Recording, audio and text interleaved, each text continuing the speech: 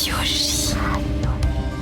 Et l'histoire des Juifs de France à présent, un nouveau numéro sur Radio J et un dossier consacré ce matin à une femme peintre que nous allons ouvrir avec Christophe Dard, un portrait sur Sonia Delaunay. Christophe, artiste complète qui a partagé sa vie avec un autre peintre, Robert Delaunay, formant un couple très fusionnel. Son œuvre est très riche avec des tableaux, des décors pour le théâtre, mais aussi des tissus imprimés, des livres d'artistes et même des robes de haute couture. Nous allons donc retracer la vie de Sonia Delaunay et ses expériences dans de nombreux domaines artistiques.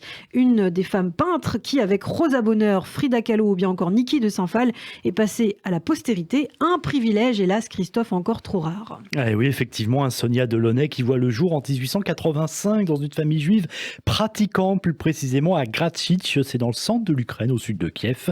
De son vrai nom, Sarah Licknachtern, elle présente son enfance très modeste de la manière suivante. Mon père était ouvrier, il travaillait dans une fabrique de clous, je tiens de lui une grande intransigeance, l'horreur de la cupidité et de la mesquinerie, il m'a légué l'honnêteté. À 3 ans, une ligne de vie intérieure était tracée et je ne m'en suis jamais écarté. Alors la petite fille est alors déjà fascinée par les couleurs des fichus des paysannes ukrainiennes, mais aussi par les izbas. Vous savez, c'est ces maisons traditionnelles des paysans russes, construites en bois qui ressemblent à des chalets et qui ont bien souvent des décorations intérieures très colorées. Mais la mère de Sarah, future Sonia, a beaucoup d'enfants et elle ne peut pas s'en occuper. Du coup, pour la décharger en quelque sorte, Sarah est adoptée à l'âge de 5 ans par son oncle maternel, un avocat aisé qui réside à Saint-Pétersbourg. L'abandon de sa mère, c'est forcément quelque chose de traumatisant. La petite fille qui en plus change de milieu social radicalement du jour au lendemain. Elle découvre un milieu cultivé, raffiné. Elle voyage beaucoup en Europe. Elle apprend d'autres langues, notamment l'allemand et le français. Elle découvre les arts, en particulier la peinture. Son oncle possède d'ailleurs une importante collection de tableaux. Et à 18 ans, la voilà donc qui part, devenue jeune fille pour l'Allemagne, à Karlsruhe, où elle apprend le dessin pendant 2 ans.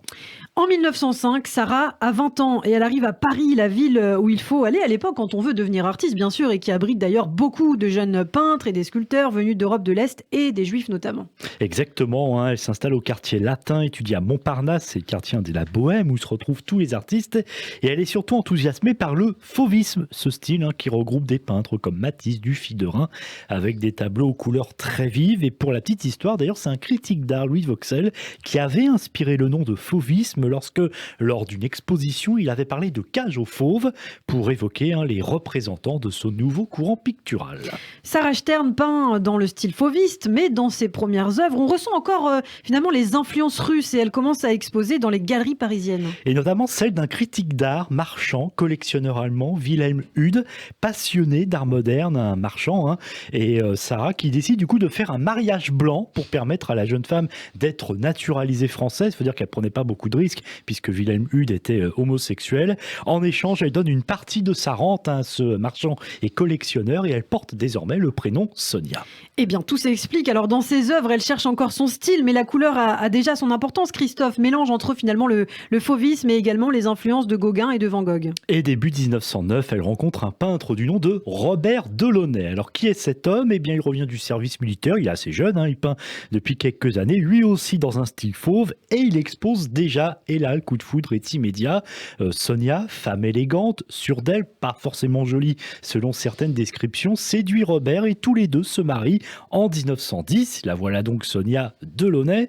Ils ont un fils et à la maison, on ne s'ennuie pas. Le couple travaille beaucoup, reçoit énormément d'amis et vit confortablement, ce qui n'est pas forcément évidemment le cas de tous les peintres, surtout à cette époque. Il faut dire que Sonia Delaunay touche des rentes de loyer à Saint-Pétersbourg et qu'elle reçoit du coup régulièrement un gros chèque. Sonia Delaunay commence à peindre sur du textile. Sa première œuvre est une couverture de berceau pour son fils, un assemblage de coupons de diverses couleurs vives dans la tradition ukrainienne. Et oui, un beau cadeau pour le petit garçon. Elle est très polyvalente, elle réalise des collages, des dessins pour des livres, notamment pour un poème de Blaise Cendrars, La peau rose du Transsibérien. Elle peint aussi des coffrets, des sacs, des abat-jours. Elle est donc décoratrice aussi. Et avec son époux Robert, elle va inventer ce que l'on va appeler le cubisme orphique. En fait, on retrouve les caractéristiques du cubisme de Picasso et de Braque, qui est très à la mode alors, mais avec des formes circulaires. comme des disques, des formes circulaires très colorées. Et c'est le poète Guillaume Apollinaire, ami du couple et amateur d'art moderne, qui trouve le nom d'orphisme en référence en fait au personnage de la mythologie grecque Orphée. Et on peut le considérer comme l'ancêtre aussi de l'abstraction, l'orphisme, qui ne va pas trop faire d'adepte, mais pour l'époque, ce qu'on appelle aussi le simultanéisme, juxtaposition de couleurs pures, qui crée un mélange optique et qui accentue la luminosité de l'œuvre. Ça va vraiment devenir un courant esthétique inédit dans l'histoire de l'art, une marque de fabrique du style des Delaunay, et pas seulement en peinture, car l'idée c'est justement que ce que l'on appelle le simultanéisme aille vers d'autres disciplines artistiques. Ouais, c'est assez magnifique, si vous souhaitez vous renseigner, n'hésitez pas à regarder. Alors, chose rare dans l'art, Sonia est aussi reconnue et célèbre que son mari finalement. Ensemble, ils forment un couple à la mode. À la veille de la Première Guerre mondiale, on peut par exemple les voir danser le tango dans un bal réputé à Montparnasse, dans des tenues très colorées et fantaisistes qu'ils ont eux-mêmes créées. Et au début de la guerre, évidemment, cette euphorie et cette insouciance prend fin. Le couple quitte la France, direction l'Espagne. Robert et Delaunay, et Sonia Delaunay donc s'y réfugient. Robert qui est réformé, mais on l'accusera quand même aussi d'être un planqué, puisqu'il ne prendra donc pas part au combat. Il y a une jeune femme qui découvre alors le flamenco, qui va lui inspirer une série d'œuvres, et réalise aussi les costumes d'un ballet, Cléopâtre, avec l'organisateur, le célèbre, de spectacle et promoteur des ballets russes, Serge de Diaghilev. Ce ballet qui va rencontrer un gros succès. Sonia Delaunay qui travaille aussi sur d'autres ballets, ce qu'elle fera jusqu'à la fin de sa vie. Elle est aussi toujours décoratrice, en particulier pour l'aristocratie espagnole. Mais après 6 ans en Espagne, les Delaunay reviennent à Paris et Sonia Delaunay commence à travailler d'ailleurs dans la mode. Elle réalise une série de robes très colorées. Et très indépendante, elle fait tout. Produit, ouvre une boutique sur le pont Alexandre III, mais aussi un atelier de couture, une maison de tissu avec des vitrines, des dépliants publicitaires qu'elle réalise elle-même. Elle est adepte, on peut dire, des happenings. Elle est toujours là où on l'attend pas.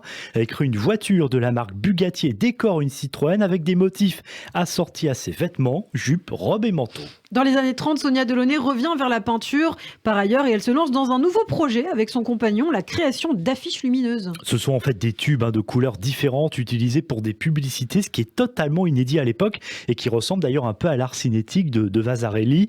Les Delaunay qui fourmillent de projets. En 1937, à l'occasion de l'exposition universelle à Paris, ils se voient confier la décoration du Palais des Chemins de Fer et du Palais de l'Art, entreprise gigantesque, une peinture de 780 mètres carrés pour le Palais de l'Air, de 1772 mètres carrés pour les chemins de fer, et aussi des bas-reliefs de couleurs et un panneau de 150 mètres carrés. Sonia qui réalise une grande partie de cette immense œuvre.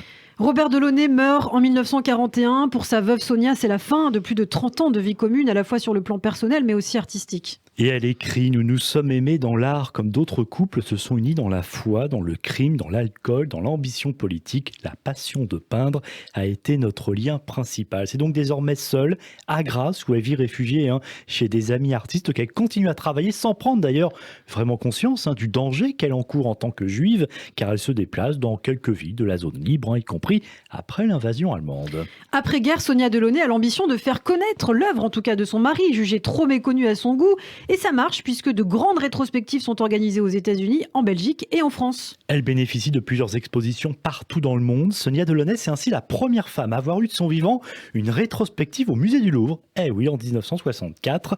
Officier de la Légion d'honneur en 1975, elle réalise cette même année le projet d'affiche de l'UNESCO et une nouvelle rétrospective de son œuvre a lieu au Musée national d'art moderne. Et puis elle est toujours très occupée, très travailleuse à travailler notamment sur la production de livres illustrés. Sur un plan personnel, sans les cacher, Sonia Delaunay n'a jamais évoqué ses origines juives, sauf avec des juifs russes qui parlent yiddish comme elle. C'est ainsi que sa femme de ménage, juive russe justement, avait pour l'habitude de lui dire le vendredi soir « Allez, Madame Delaunay, un petit Shabbat ». Eh oui, Sonia Delaunay, véritable star dans les années 60 et 70. Et j'ai même retrouvé une interview par le chanteur Jacques Dutronc pour la télévision et qui lui fait part de son admiration. Jacques Dutronc, alors évidemment artiste très célèbre, et Sonia Delaunay qui s'éteint à l'âge de 94 ans en 1979. Elle a travaillé jusqu'au bout.